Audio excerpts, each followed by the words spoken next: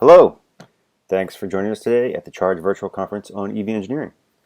The topic of this session is designing an optimized battery venting solution, and it's brought to you by Donaldson Company. There'll be a Q&A session after the presentation, so click the Q&A button on your screen to submit your questions. And please welcome our speaker for this session, Shane Campbell from Donaldson Company. Welcome.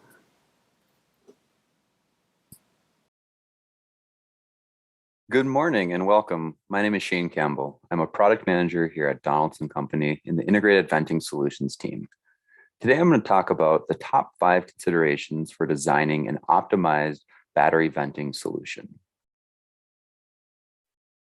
In today's talk, I'm going to give a brief overview of Donaldson Company and what we do. I'm going to talk about why do we need battery vents on our battery packs.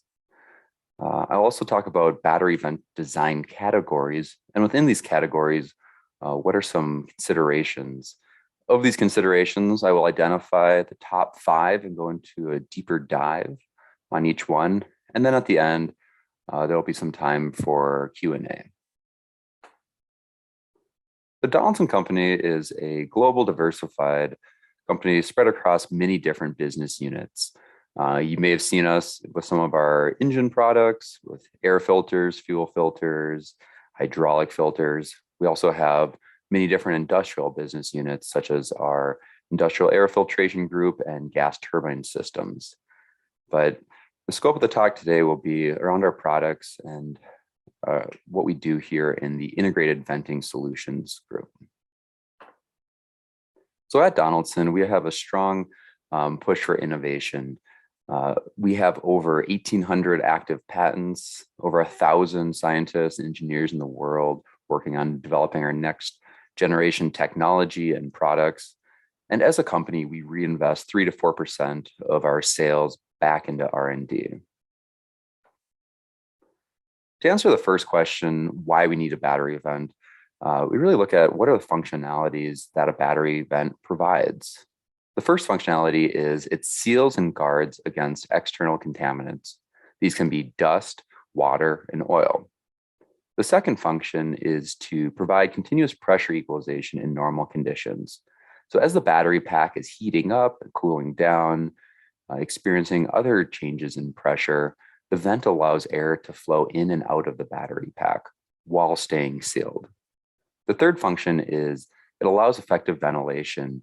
This helps prevent condensation inside the pack through the breathing functionality. The fourth function of a battery vent is to help ensure proper mitigation during a thermal runaway event. Our vents have a second stage, that's why we call them dual stage battery vents, to provide rapid degassing during a thermal runaway event. So when designing a battery vent, there are really 5 categories that we classify our different considerations by: functionality, reliability, validation, inspection, and manufacturability. Under each category, it's just a few considerations listed, but there are more than what's on this list. I sent out a survey internally at Donaldson to a group of engineers, engineering managers, and salespeople to get their opinion on what do they view as the most important design considerations for a battery vent. Out of that, these are the top answers that were identified in the survey. We have pressure equalization, ingress protection, edge cases, emergency degassing, and full temperature range validation. I'll go into a bit deeper dive on each of these through the rest of the presentation. So our first consideration is pressure equalization.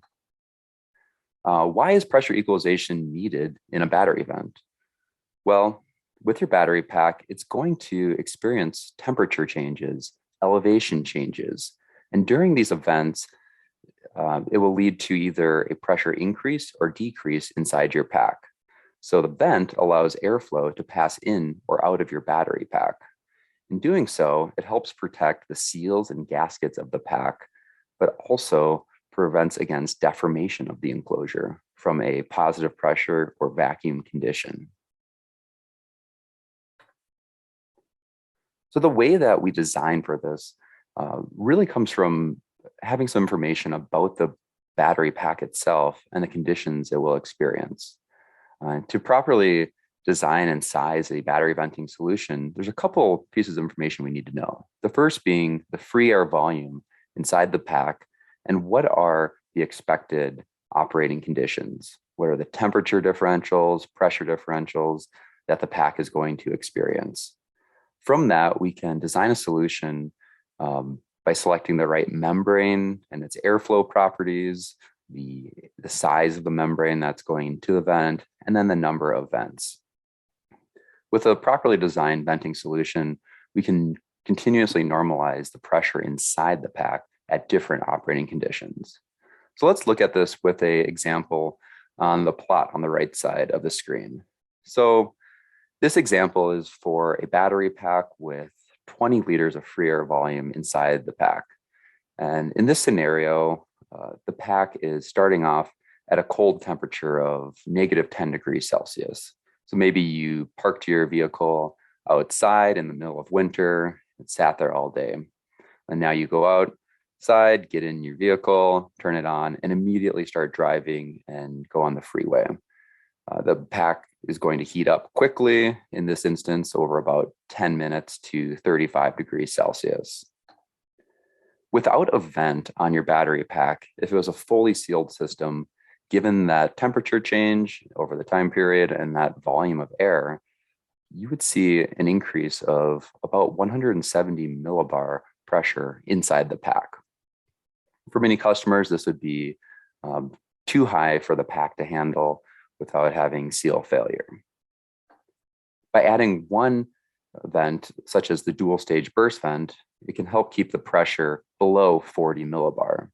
If this is still too high, we can add a second vent to the pack, and that would further lower the pressure we see during this temperature change.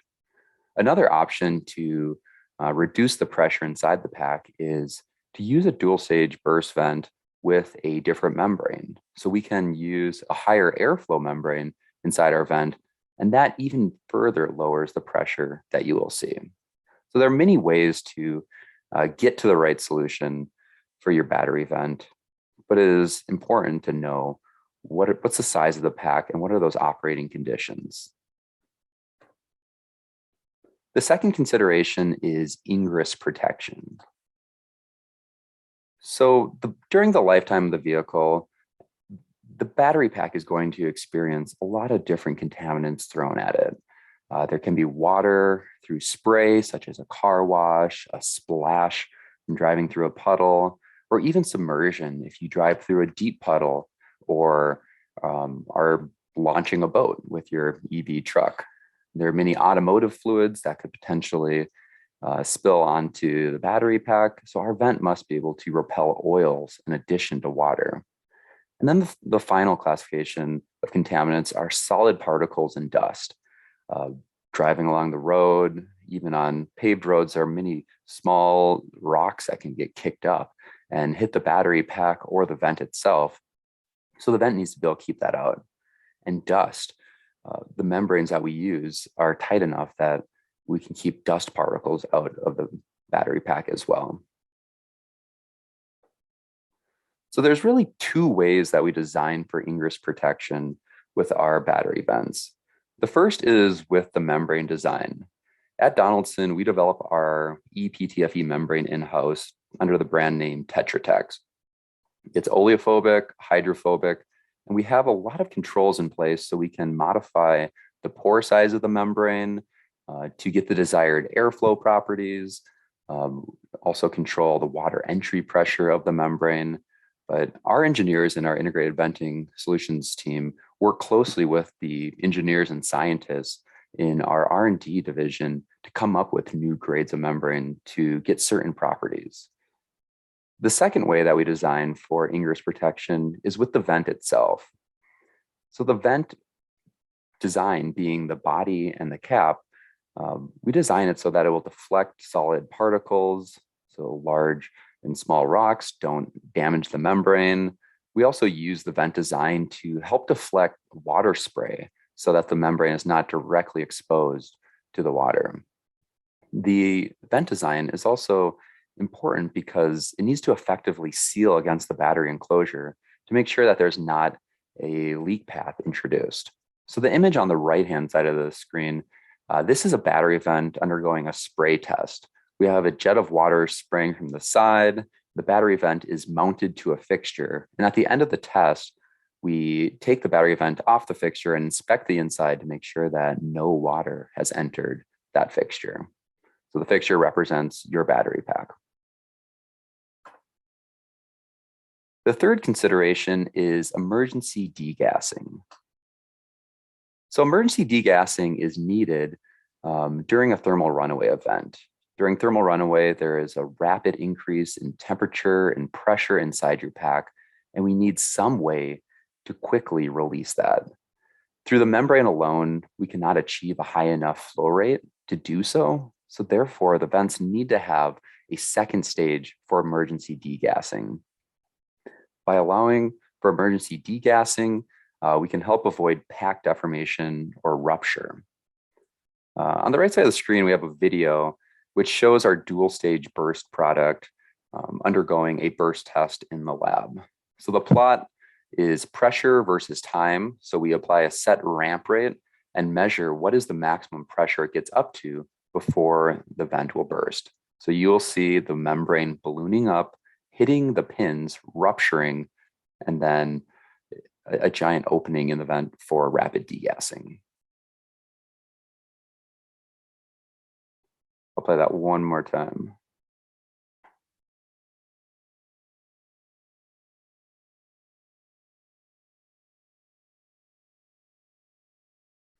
So the way that we design our vents for the second stage of emergency degassing is really focused on two different factors. First, we want to have repeatable opening pressure.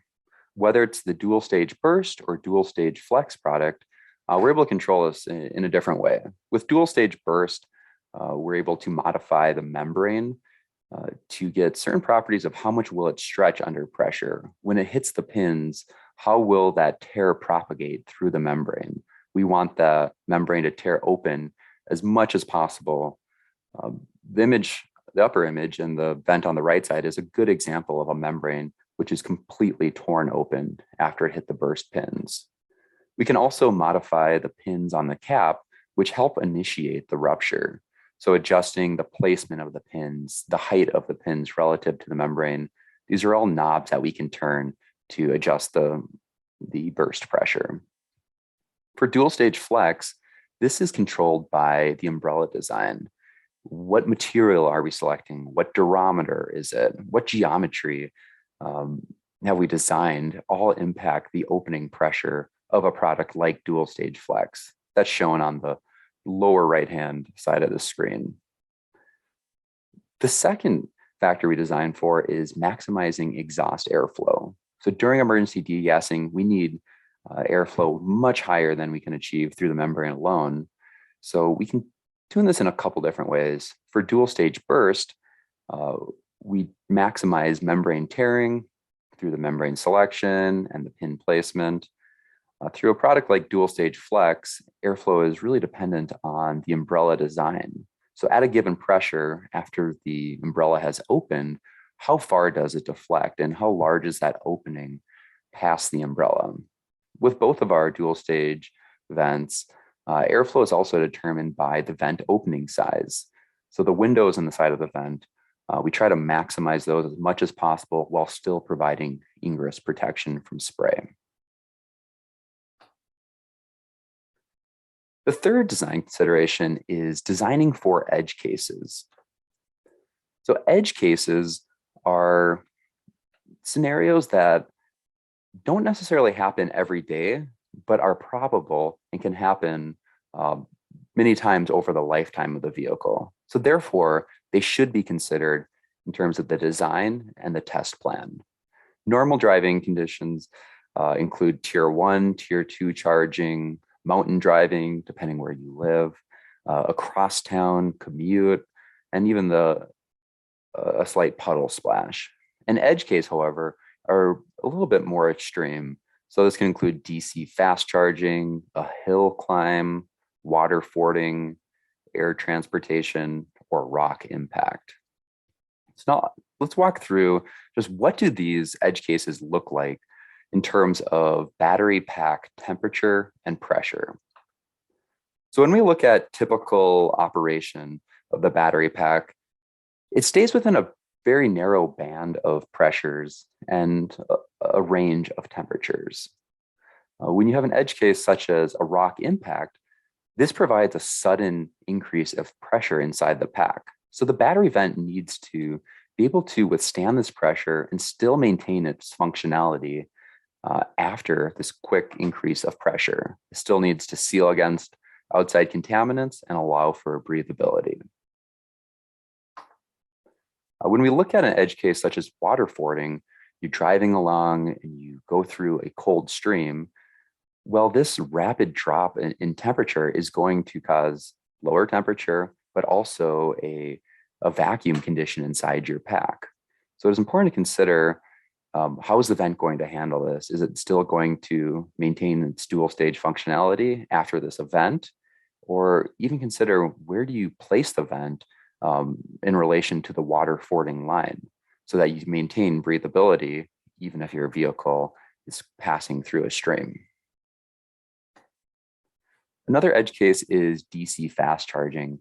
So DC fast charging compared to tier 1 or tier 2 charging produces a lot more heat inside the battery pack. So this increase in temperature will also result in an increase of pressure inside the pack.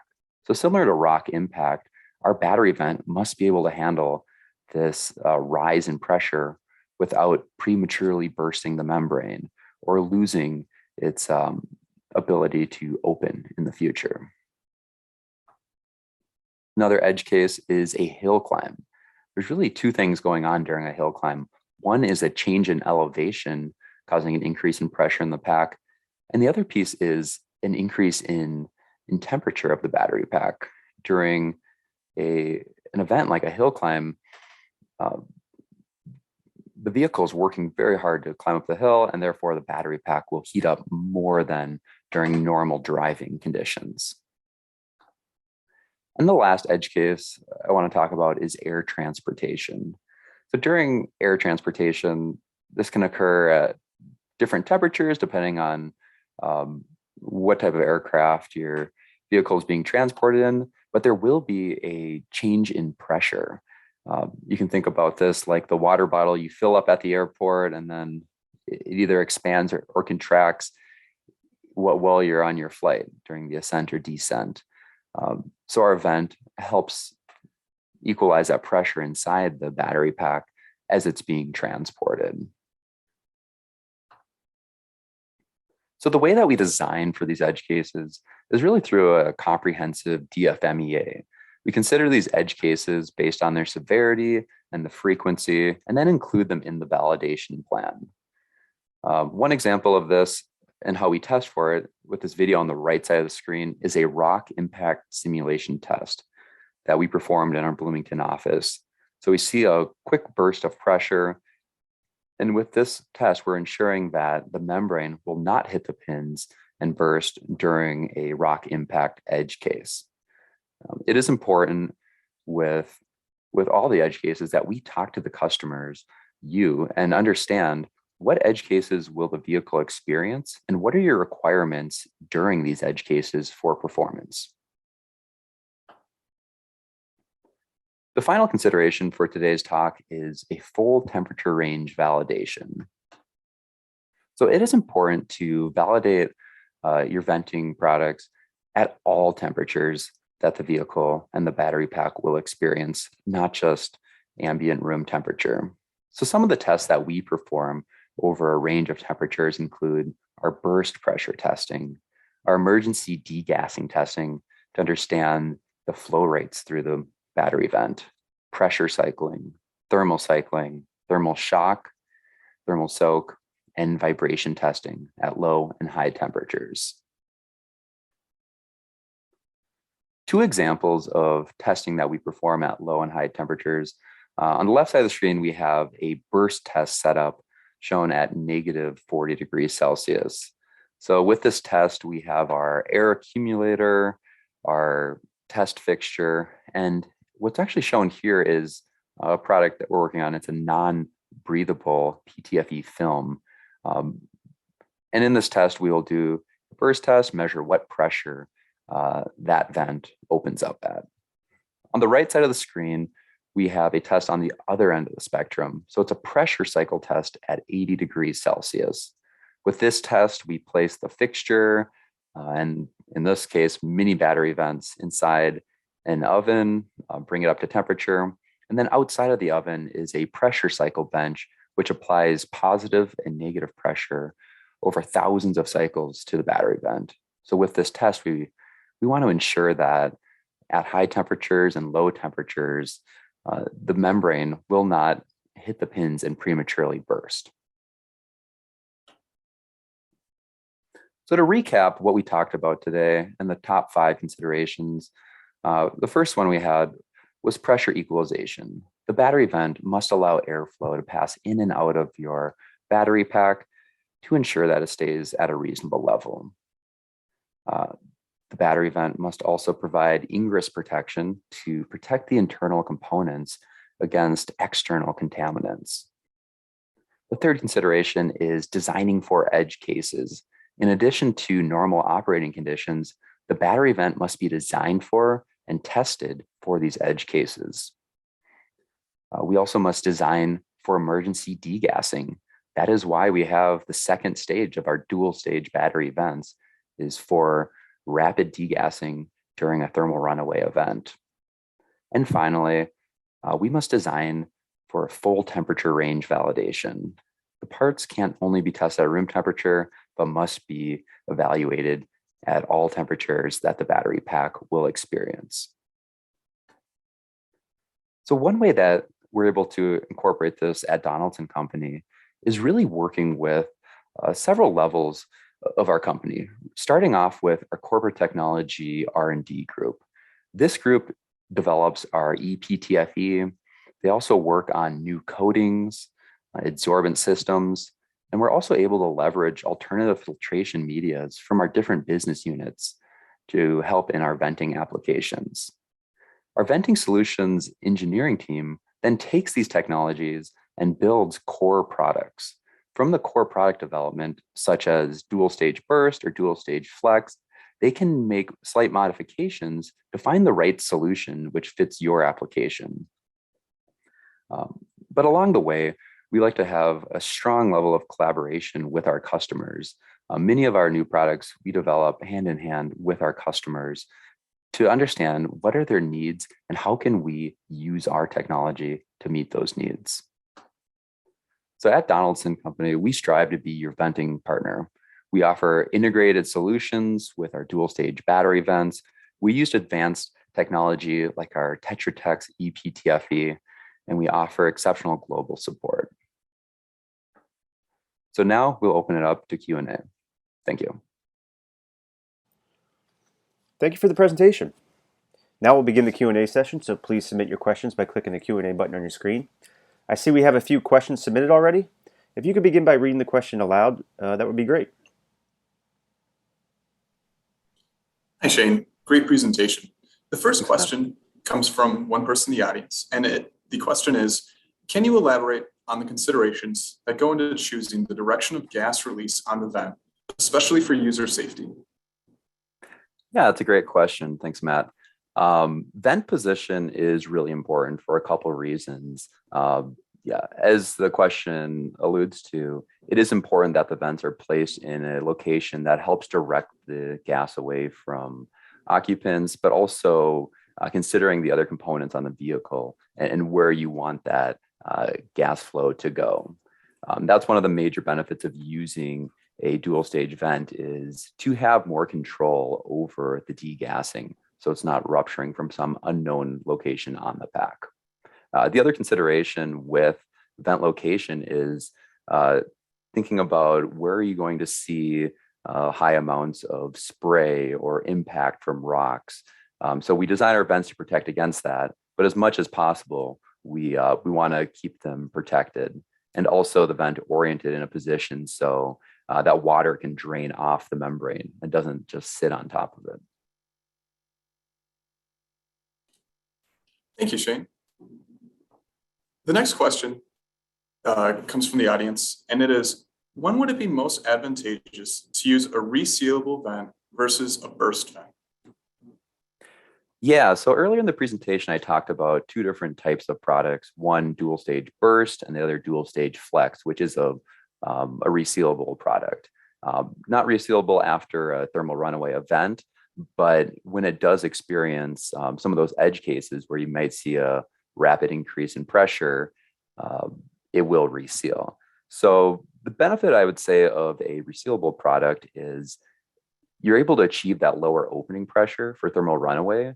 But let's say you hit that pressure during an edge case, your product is still functional and will allow breathability and seal from outside contaminants.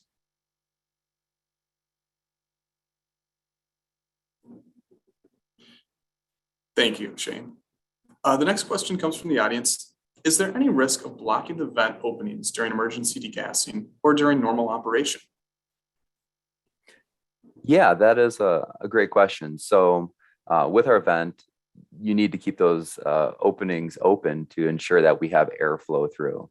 So with our vent design and the vent placement, we try to ensure that you're not going to get plugged with mud or other debris in the vent body itself. Also during emergency degassing, yes, the vent will open and needs to remain open. So we make sure that our openings are not going to get plugged by the membrane itself or other contaminants that are coming out of the battery pack. Now, you mentioned a couple different vents here, and from an assembly standpoint, how do you assemble these vents onto the battery pack? Yeah, so we have a few different methods for fixation. Probably our most popular design, we see a lot of customers who want to install the vent onto the lid or thin sheet metal portions of the battery pack. So what works well for that is using our quarter turn bayonet style. So we have options anywhere between 0.7 millimeters up to 3 millimeters. But for thicker walls that you want to attach the vent to, we also have threaded design. So the entire vent will screw in. And then the final method is using bolts to fix the vent to the battery pack. Now, once that vent is installed onto the pack or the enclosure, how do you go about ensuring that it is a good leak check or a good tight connection that won't allow for leakage? Yeah, that's a great question. So the vent in itself would make it difficult to perform a leak test because it allows airflow in and out. So the way that we design for this is you also want to be able to test, is the seal on the vent effective and tight to the battery pack?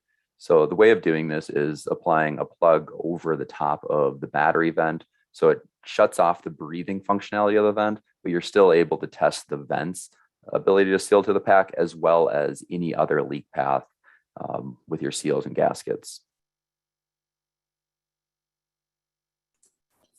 Sounds good. And last question, what parameters do we need to give to a program while doing an analysis of thermal runaway, or what factors have you experienced that influence the results? Yeah, I think I understand where you're getting with this question. Some of the factors we've seen are definitely properties like the pack size, the type of cells that you're using, and the amount of gas that it produces. These contribute to things such as ramp rate of pressure inside the pack, and then also the expected temperature range that we need to validate the product at. Sounds great. Unfortunately, that was the last question that we had for today. Our time has run out, but we really appreciate your time, Shane, and thank you so much for those great answers. Yeah, thank you everyone for joining today. Excellent. Thanks, Shane, for the presentation, and Matt for fielding the questions. Always a pleasure having you guys on. Just a reminder, all the sessions, including this one, are going to be available for on-demand viewing. We're recording these, so they're available as videos on the website. Should be up there in a few minutes. And you can also submit questions on the on-demand video too, and they'll get sent over to the Donaldson team and they'll get back to you on those. So thanks again, guys, for the great presentation, and thanks for everyone coming to watch. And that concludes this session.